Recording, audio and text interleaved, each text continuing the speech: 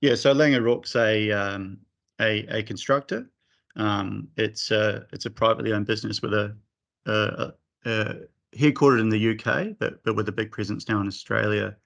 And my role there is in what we call our technology and innovation function. So we have a big focus on low carbon materials as a work stream in that. So just to give you a bit of a snapshot of I guess some of the work we're doing. So it's all over the country, and you'll see a lot of it is in rail infrastructure. So talk a little bit more about that, because that places some additional constraints on the way we work. But you can see, yeah, quite a number of projects, but a lot of opportunities therefore to get some low carbon materials into infrastructure.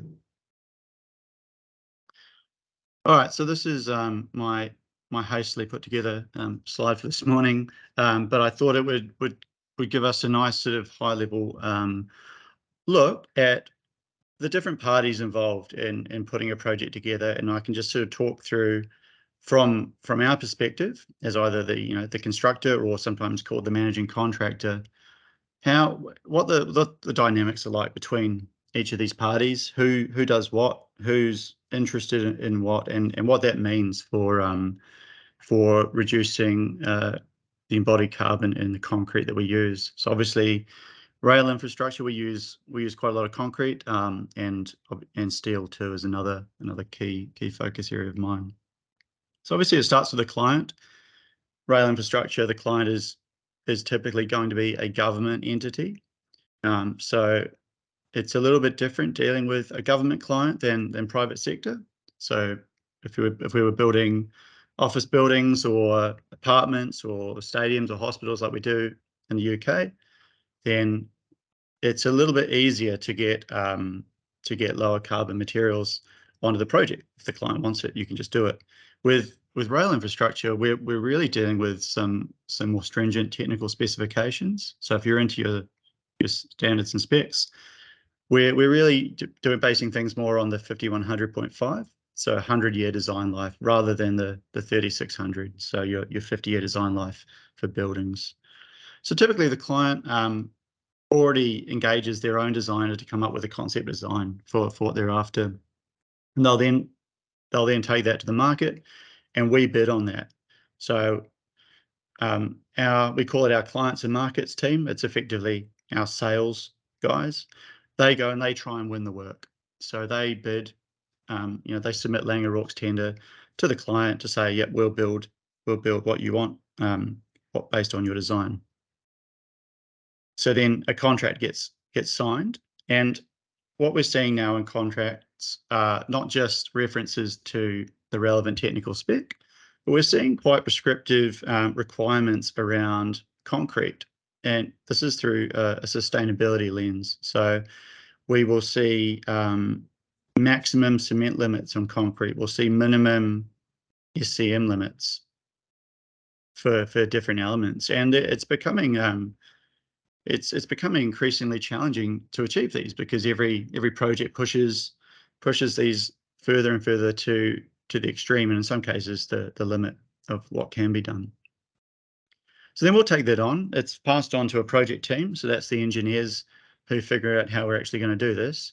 But first of all, we then engage our design partner, who takes the concept design from the client and develops it into a more complete design until it's approved by the client to be issued for construction.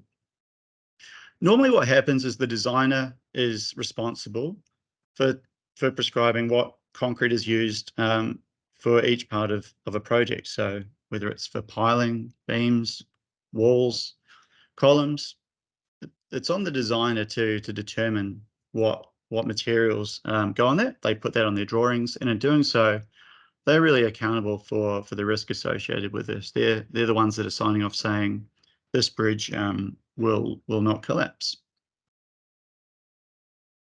Now, when it comes to getting lower carbon materials on a project, the designers it's a little bit new to them, so they're quite comfortable with what they've done before. But when it comes to using lower carbon concretes, these materials are often quite new. Another thing to understand is that our project delivery team, they are responsible for managing a budget, which is usually being whittled to the bone by the sales guys who just want to win the work. So then when you start to want to use lower carbon materials, these often come at a cost premium. And if it's not already accounted for in the budget, then it can be quite challenging to convince them that this is something we need to do. When we're working in rail, if you've ever gone to catch the train and there's train replacement buses on, the reason for that is it's a weekend and a constructor like us has possession of the rail corridor. So we've shut down the train line and we're going in and we're doing the work. And so that, because that's such a significant disruption to the use of the client's customers, those what are called sort of possession weekends are very, very strictly mandated. And so any works that have to happen in them are on a critical path. So when we start going to our project team and saying, hey, can we try this new low carbon concrete? They're a little bit hesitant to do that because there's that risk of something going wrong because it's new. And they're under this possession where everything is calculated down to the quarter hour, and it's a very tight 24-hour window around the clock. The other thing we have to deal with is our procurement teams who will engage with our supply chain. They're not interested in spending more. If anything, they're incentivized to make sure we spend less. So it's one other thing to understand is we don't do all the work ourselves. We will engage subcontractors. And so a couple of key ones for concrete are piling subbies and those that do make precast concrete elements. When we engage with them, we typically want them to go and procure their own concrete. It's just a little bit easier. It reduces risk and reduces finger pointing down the track. This is from the perspective of our project delivery team. However, there is an option where we could actually buy the concrete ourselves and free issue it to the subcontractor. But again, we need to consider that the project team, they have their timeline and budget to manage, and so the conversations around who does that can be a little difficult once that contract is signed. And then there's our engagement with our concrete suppliers. So one thing not everyone may be aware of is that we can't just go to one supplier. We need to, because we're spending government money. There always needs to be competition with the products we're buying. And so this can be another challenge if a new entrant to the market comes up with a lower carbon product.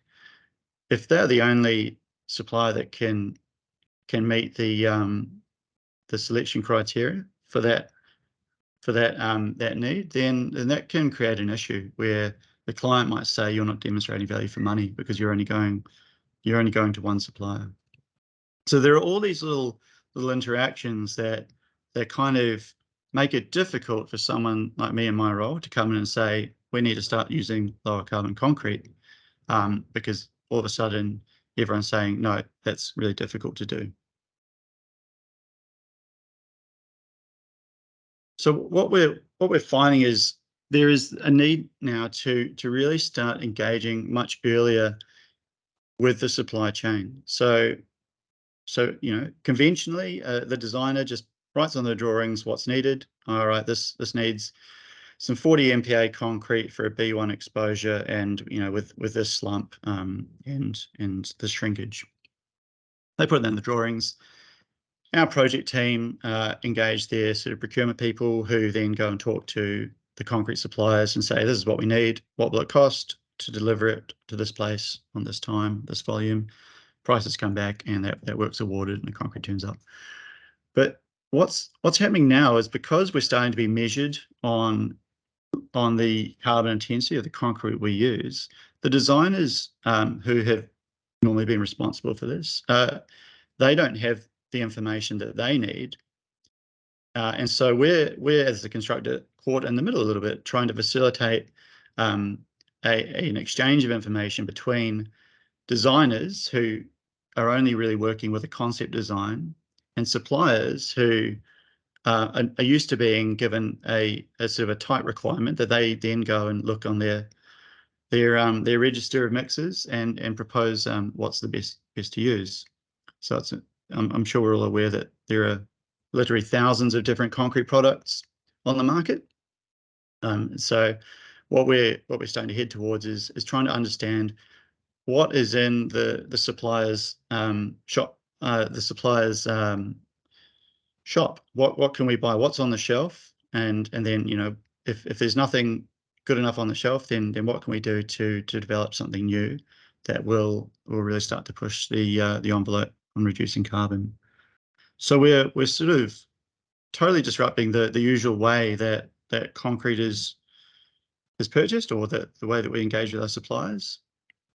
And this obviously comes with some challenges. We're asking a lot more of our suppliers than they're used to, and so this creates constraints on their internal resources, who are suddenly being asked to provide a lot more information than we typically ask for.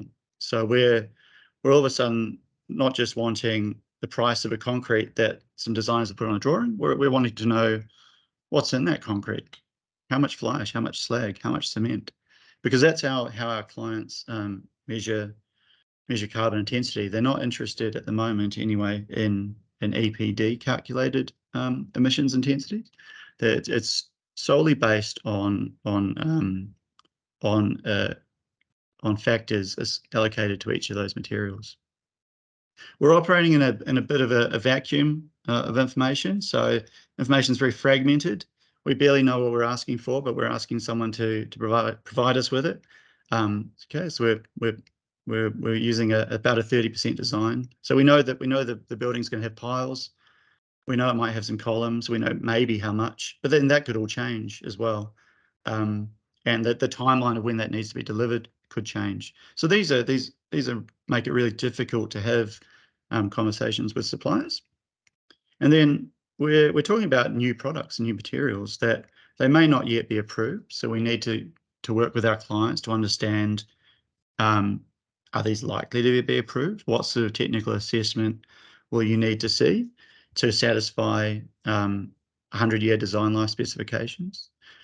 These materials or products they're new to the designers, so they need to factor in all the various testing results, so around performance, because they're the ones that are sort of going to put on their drawings and be held accountable for this at some stage. It's new to the engineers, and it's an unfamiliar material to subcontractors. So if we suddenly issue to a piling subcontractor a very high slag and fly ash blend, they may not be used to that, and it might not behave in the way that they're used to seeing. And all those things create risk and pressures when we're in some very, very time-bound construction in the rail corridor during possession. We also have to be very careful around the fact that we're asking for what is effectively IP, and so we need to be very, very careful in how we deal with that, how we use it, and how that is protected. And the other challenge that we can't not really mention when we're talking about low carbon materials at the moment is that there'll be a cost premium typically with these materials, and so who's going to wear that, and at what point does that start to change, and how do you have those conversations? So all these are a little bit of a challenge at the moment, but we're sort of feeling our way around it for now, and I think this is something that's going to become a little bit more normal in the way that we engage with the supply chain, and I think we're going to get a lot better at it. It's just always a little bit awkward the first time. So that's my quick talk.